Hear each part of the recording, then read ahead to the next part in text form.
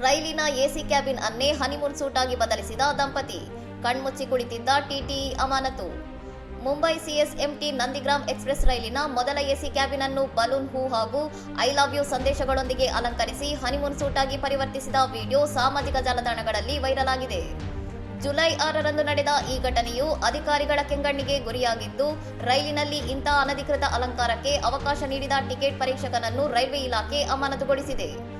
ಜಲ್ಮಾದ events railing ಸೇವೆಯ ಸಹಾಯದಿಂದ ದಂಪತಿಗಳು ತಮ್ಮ ಪ್ರಯಾಣದ ಬೋಗಿಯನ್ನು ಪ್ರಣಯ ಸನ್ನಿವೇಶವಾಗಿ ಬದಲಿಸಿಕೊಂಡಿದ್ದು, ಯಾವುದೇ ಪೂರ್ವಾನುಮತಿ ಪಡೆಯದೆ ಈ ಕೃತ್ಯ ಎಸಗಿರುವುದು ಕಂಡುಬಂದಿದೆ.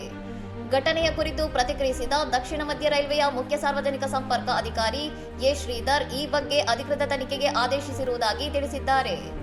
ಅಲಂಕಾರಕ್ಕೆ ಯಾವುದೇ ಅನುಮತಿಯ ಅಗತ್ಯವಿಲ್ಲ ಎಂದು ಈವೆಂಟ್ ಸಂಸ್ಥೆ ವಾದಿಸಿದರೂ ರೈಲ್ವೆ ಆಡಳಿತ ಮಾತ್ರ ಇದು ನಿಯಮಬಾಹಿರ ಎಂದು ಸ್ಪಷ್ಟಪಡಿಸಿದೆ. ಸಾರ್ವಜನಿಕ ರೈಲು ಸೇವೆಯನ್ನು ಖಾಸಗಿ ಸಂಭ್ರಮಾಚರಣೆಗೆ ಬಳಸಿಕೊಂಡ ದಂಪತಿಗಳು ಮತ್ತು ಇದಕ್ಕೆ ಸಹಕರಿಸಿದ ಸಿಬ್ಬಂದಿಯ ನಿರ್ಲಕ್ಷ್ಯದ ಬಗ್ಗೆ ವ್ಯಾಪಕ ಟೀಕೆಗಳು ವ್ಯಕ್ತವಾಗಿದೆ. ಇನ್ನಷ್ಟು ಸುದ್ದಿಗಳಿಗಾಗಿ ನೋಡ್ತಾ ಇರಿ ಸೌರಂ ಟಿವಿ.